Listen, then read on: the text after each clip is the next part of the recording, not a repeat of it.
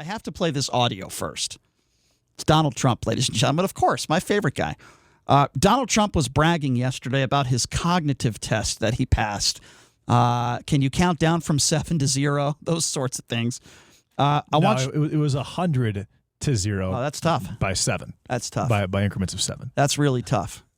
And Chris Wallace did it well also. They both passed it. I think he and Stormy Daniels did that test, and they both stopped at the number 69. At least that's just what I heard. But anyway, this is Donald Trump. That was funny. This is Donald Trump bragging about his cognitive test. Have a listen to this.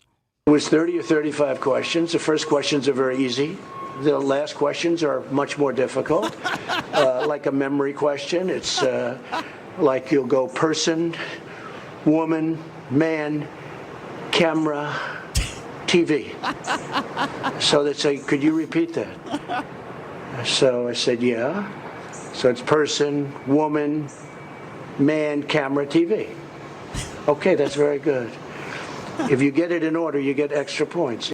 Oh, extra points. Oh, great job, Donnie. Great job. A freaking second grader could pass that. Great job, Donnie. Well done. I bet you Jared Kushner couldn't pass that, though. Mr. Harvard. It's possible. I don't think Jared Kushner passes that. It is possible. But hey, if you see him with a yarmulke, make sure to let him know that he's really good with money. There's nothing wrong with that at all.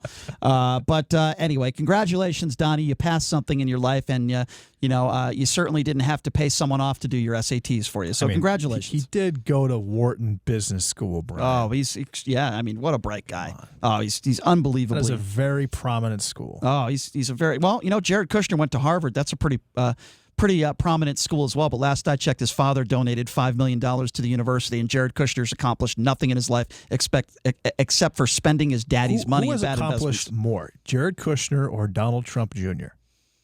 Boy, that is really, really difficult for me to answer. I think they're both buffoons. That doesn't answer the question, though, Brian. The only reason why I'm going to say Don Jr. You got to take the side of one here. The only reason why I'm going to say Don Jr., the only reason, is because he actually wrote a book. Jared Kushner, to my knowledge, has not written anything in his life. Are you a fan of the Triggered podcast? No, I'm not a fan of him at all. I think he's a complete idiot.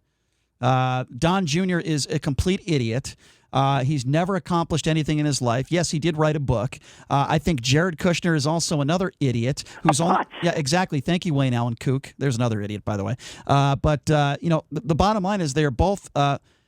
Listen, it's possible to be the son of a very wealthy person and be very accomplished. We see it all the time. That's just not the case with Don Jr. and Jared Kushner. Jared Kushner has spent his daddy's money. By the way, it's also not the case with Dan Bilzerian. Did you hear about that? No, I did not hear about that. His company lost $50 million last year, and it came out that he does not pay his own bills. Someone else pays his bills. Well, Dan Bilzerian, all those women that you see on Instagram when he's with on Instagram, apparently they all get paid. Well, Dan Bilzerian is another guy who I believe he once said he almost died. He had like 3 heart attacks in one day doing cocaine, and he took like 10 blue pills. That'll do that. Claims to be a professional poker player when everybody I talk to, and I know a lot of very prominent people in the poker community, say he's a fool with a lot of money, and he loses a lot more money than he wins at the poker table. We need to interview Dan Bilzerian, Brian. Well, it definitely would be an entertaining interview. I don't have a lot of respect for him, I will say that. But it definitely would be an entertaining interview. But anyway, you know who else wants to come back on the show and he's been in the news a lot lately, is Jacob Wool. Yeah, I really... Apparently he was paid $25,000 by Ghislaine Maxwell to lobby everything, for her. Everything, and by the way, if you don't know who JD's talking about, it's a right-wing conspiracy theorist with literally zero credibility. Everything he says is not true.